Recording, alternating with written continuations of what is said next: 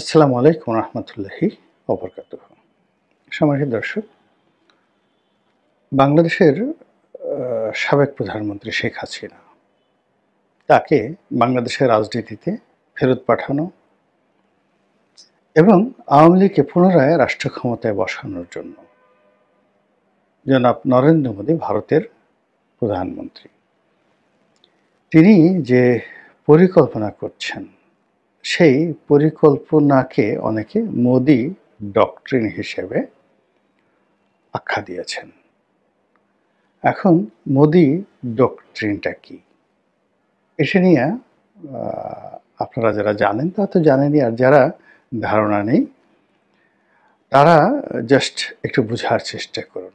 সেটা হলো, নরেন্দ্র মোদী যেই দিন থেকে রাজনীতিতে তিনি সক্রিয় হয়েছেন,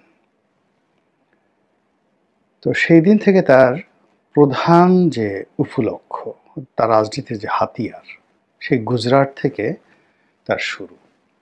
তো তিনি প্রথমে কি করলেন, হিন্দু এবং মুসলমানদের মধ্যে একটা দাঙ্গা বাঁধিয়ে দিলেন এবং সেই দাঙ্গার কারণে ভারতের ইতিহাসে হিন্দু মুসলিম দাঙ্গাতে সবচেয়ে বেশি সেখানে যাকে বলা হয় মানুষ হতাহত হল।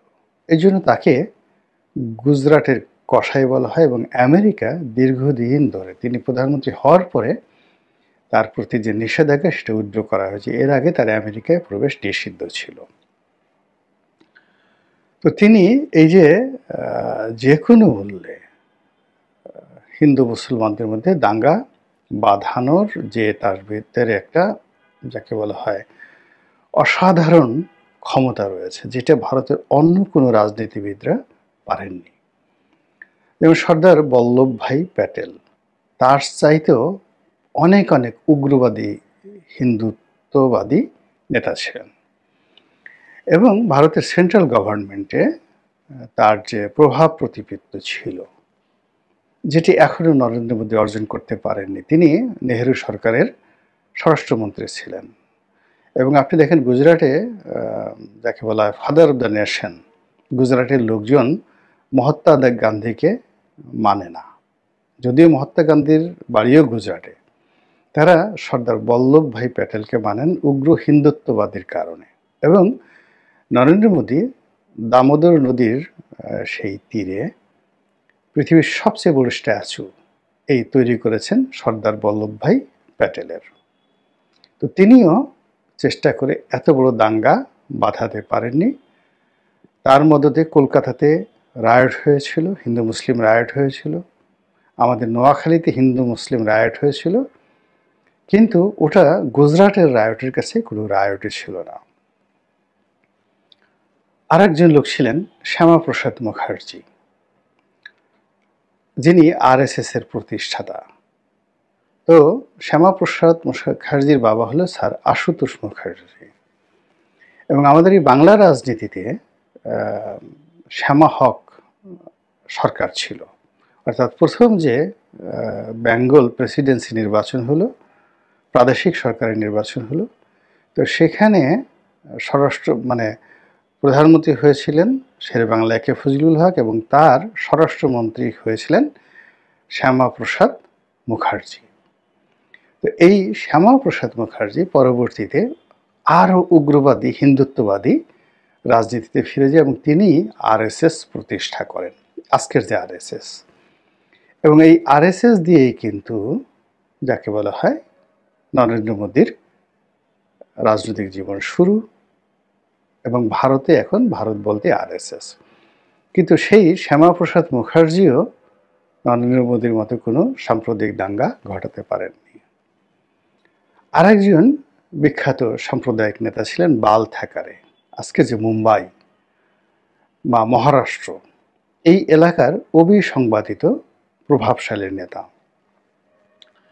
ভারতে যে কজন আঞ্চলিক নেতা যাকে বলা হয় খুবই জনপ্রিয় এবং প্রভাবশালী, যেমন তামিলনাড়ুতে রামচন্দ্রন, জয়ললিতা অত্যন্ত প্রভাবশালী। আমাদের এই যে এখানে পশ্চিমবঙ্গে এখন যেমন মমতা ব্যানার্জি ছিলেন, মমতা ব্যানার্জির আগে ডক্টর বিধানচন্দ্র রায় খুবই জনপ্রিয় এবং প্রভাবশালী ছিলেন। এরপরে জ্যোতি বসু আঞ্চলিক রাজনীতিতে।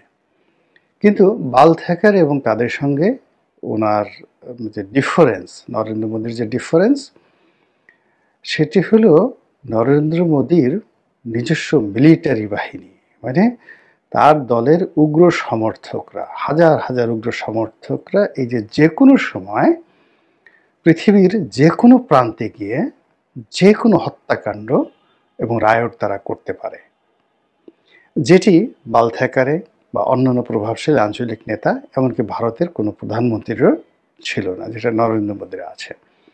এটাকে বলা হয় মোদি ডক্টরিন।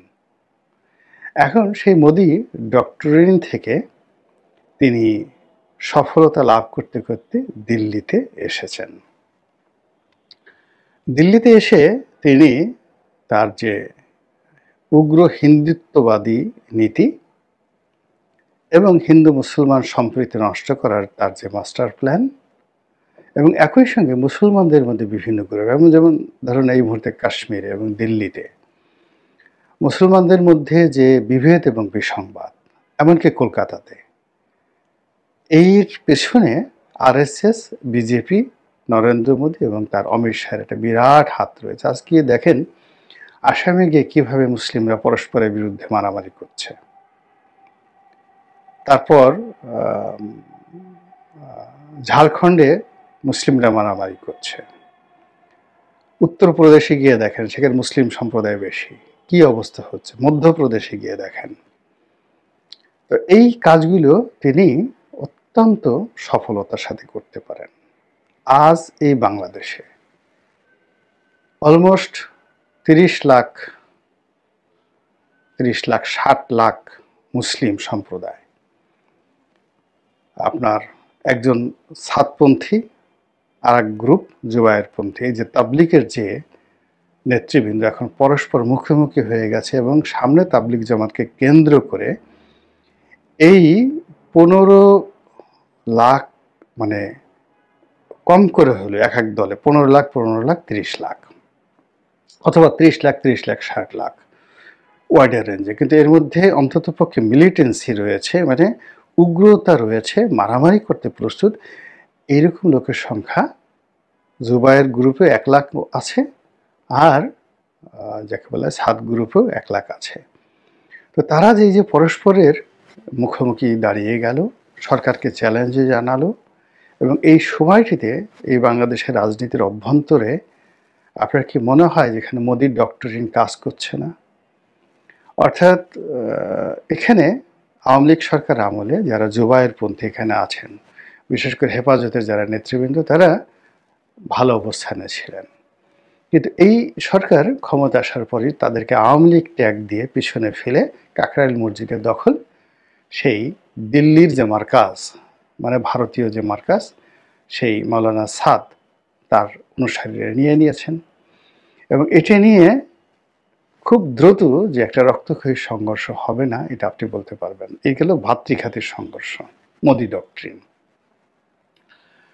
দ্বিতীয় যে ডক্টরিন সেটা হলো, আপনি দেখেন বাংলাদেশ ইসকন। তো ইসকনকে ব্যবহার করে তারা দুটো এলাকাকে রীতিমতো অস্থির করে ফেলেছে। একটা হলো চট্টগ্রাম, আর একটা হলো উত্তরবঙ্গ, মানে রংপুর, দিনাজপুর, কুড়িগ্রাম, নীলফামারী, এই অঞ্চলটি। এবং এই দুটো এলাকাকেই ভারত বিচ্ছিন্ন করার জন্য, একটা হলো শিলিগুড়ি করিডর, উত্তরবঙ্গের শিলিগুড়ি করিডরকে নিজেদের আওতায় নেওয়ার জন্য উত্তরবঙ্গের একটা বিরাট অংশ তারা বাংলাদেশ থেকে আলাদা করার জন্য চেষ্টা চালাচ্ছে, আর চট্টগ্রামকে আলাদা করার জন্য তারাও চেষ্টা চালাচ্ছে। এবং এই দুটো জায়গাতেই ইসকনের মাধ্যমে তারা নেতৃত্ব দিচ্ছে। এবং চট্টগ্রাম ইসকন সাম্প্রতিক সময়ে যে মহাসমাবেশ করেছে, পুলিশের উপর যেভাবে আক্রমণ করেছে, মুসলিমদের উপর যেভাবে আক্রমণ করেছে, এটা নজিরবিহীন। একইভাবে যে ঘটনা, তারা আবার এই যে ইসকন করলে কি হঠাৎ করে এখন উত্তরবঙ্গে মহাসমাবেশের ঘোষণা দিয়েছে। এবং তাদের এই ক্ষমতা সঙ্গে মোদির ডক্টরিনের যে সম্পর্ক রয়েছে, তাতে কোনো সন্দেহ নেই। এবং এটি এমন একটা পর্যায়ে পৌঁছে গেছে যে এই যে মোদির যে হিন্দুত্ববাদ, এটিকে প্রতিষ্ঠিত করার জন্য ভারত রাষ্ট্রীয়ভাবে শত শত কোটি ডলার, বিলিয়ন বিলিয়ন ডলার তারা বিশ্বব্যাপী খরচ করেছে বিভিন্ন সংগঠনের মাধ্যমে। তার প্রেক্ষিতে এই ইসকনের সদস্য এখন ডোনাল্ড ট্রাম্প সরকারের গোয়েন্দা প্রধান। 8টি গোয়েন্দা সংস্থা, সেটা এফবিআই বলেন কিংবা অন্যান্য যে সকল মার্কিন যুক্তরাষ্ট্রের গোয়েন্দা সংস্থা রয়েছেন, সিআইএ সহ, সবগুলো যিনি নিয়ন্ত্রণ করবেন তিনি একজন মহিলা, ভারতীয় বংশোদ্ভূত, এবং তিনি সরাসরি ইসকনের একজন পেট্রন, নট সদস্য। ইসকনকে তিনি ধারণ করেন। তো তিনি যদি আমেরিকার ওই পর্যায়ে থাকেন, বাংলাদেশে মোদি ডক্ট্রিনকে ব্যবহার করে ইসকন এবং হিন্দু সম্প্রদায় কি করতে পারে, এটা কি আপনারা একবার একটু ক্যালকুলেশন করার চেষ্টা করছেন? এর বাইরে যেটি হচ্ছে সেটি হলো এই যে ছোট ছোট খুচরা দল। আপনি দেখেন বাংলাদেশের দুটো পত্রিকাকে সবাই ভারতের যাকে বলা হয় এজেন্ট হিসেবে মানে, জনমত গঠন থেকে শুরু করে বাংলাদেশে অনেক অঘটনের তারা মন্ত্রণাদাতা। তো এই যে সাম্প্রতিক সময় আপনি দেখবেন যে এই দুটো পত্রিকা কাদেরকে লাইমলাইটে নিয়ে আসছে, যাদেরকে লাইমলাইটে নিয়ে আসছে এরা সবাই হিরো আলম এদের মতো যারা লোকজন, মোস্তফা সরোয়ার ফারুকের মতো লোকজন, অথবা মানে এমন লোকজনকে তারা প্রমোট করছে, ভারতের পক্ষ থেকে প্রমোট করছে, যাদের রুচিবোধ, কথাবার্তা, আচরণ, চরিত্র দেখলে কোনো ভদ্রলোক রাজনীতিতে পা বাড়াতে আগ্রহ বোধ করবে না, রাজনীতির ময়দান এমনি ছেড়ে দেবে। কিছু মানুষকে মন্ত্রী বানানো হচ্ছে বা হবে, কিছু মানুষকে রাজপথে নেতা বানানো হচ্ছে, কিছু মানুষকে জাতীয় নেতা বানানো হচ্ছে, তারপরে কিছু মানুষকে দিয়ে জাতিকে সবক দেয়া হচ্ছে। এইগুলো মানুষের যে চিন্তা চেতনার জগতে রীতিমতো বজ্রপাত ঘটাচ্ছে, এবং বজ্রপাত ঘটানোর ফলে প্রতিটি মানুষ কি করছে, তার স্ব অবস্থানে ফ্রাস্ট্রেটেড হয়ে যাচ্ছে, হতাশাগ্রস্ত হয়ে পড়ছে। রাজনীতি নিয়ে তাদের কোনো প্ল্যান পরিকল্পনা নাই যে এ কি কিয়ামত শুরু হলো। ঢাকা বিশ্ববিদ্যালয়ের ভাইস চ্যান্সেলরকে যদি বিশ্ববিদ্যালয় কিভাবে চালাতে হয় এটি যদি নীলক্ষেতের ঝাড়ুদার তাকে সাজেশন দেয় এবং সে যদি সেটা শুনতে বাধ্য হয়, কিংবা ধরুন বেগম খালেদা জিয়া বা শেখ হাসিনাকে সাজেশন দিচ্ছে সেই প্রেস ক্লাবের সামনে কোনো মেথর অথবা কোনো নাপিত, অথবা সেখানে সেই রাস্তার কোনো অর্ধোন্মাদ, এই লোকগুলোকে যদি কেউ লাইমলাইটে নিয়ে আসে, পোশাক আশাক পরিয়ে দেয়, তাদের হাতে মাইক তুলে দেয় এবং বলা হয় যে তোমরা সবক দাও জাতিকে, দেখবেন যে তাদের এই সবক শোনার সঙ্গে সঙ্গে একটা নির্দিষ্ট সময়ের পর আপনি আপনার ভারসাম্য হারিয়ে ফেলবেন। বাংলাদেশের রাজনীতিতে এখন এমন সব কথা হচ্ছে, এমন সব ঘটনা ঘটছে, এমন সব শব্দ হচ্ছে, এমন সব দৃশ্য এখানে তৈরি করা হচ্ছে, যার ফলে মানুষের সৃজনশীলতা নষ্ট হচ্ছে, কর্মক্ষমতা নষ্ট হচ্ছে, বেঁচে থাকার আগ্রহ নষ্ট হয়ে যাচ্ছে, মানুষ স্বপ্ন দেখতে ভুলে যাচ্ছে, মানুষ কাজ করতে ভুলে যাচ্ছে, যে যার মতো জায়গাতে কোনো মদ্যপান না করে মানুষজন মাতাল হয়ে যাচ্ছে। এবং যখন এইরকম একটি অবস্থা তৈরি হয় তখনই সেখানে দ্বন্দ্ব তৈরি হয়, সংঘাত তৈরি হয়, অরাজকতা তৈরি হয়, সিভিল ওয়ারের মতো ঘটনাগুলো ঘটে যায়। এবং এই যা কিছুই হচ্ছে এগুলো মোদি ডক্টরিনের লক্ষণ।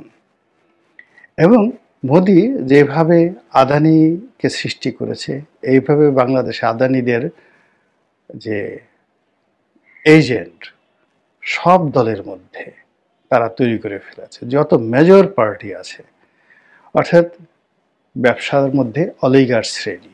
এবং অলিগার আপনারা জানেন, অলিগার হলো সেই সকল কুচক্রী অর্থলোভী সম্প্রদায় যারা রাষ্ট্রকে ব্যবহার করতে পারে, রাষ্ট্রের উপর প্রভাব বিস্তার করতে পারে এবং নিজেদের স্বার্থে রাষ্ট্রকে ব্যবহার করে রাষ্ট্রীয় সম্পত্তি লুণ্ঠন করতে পারে।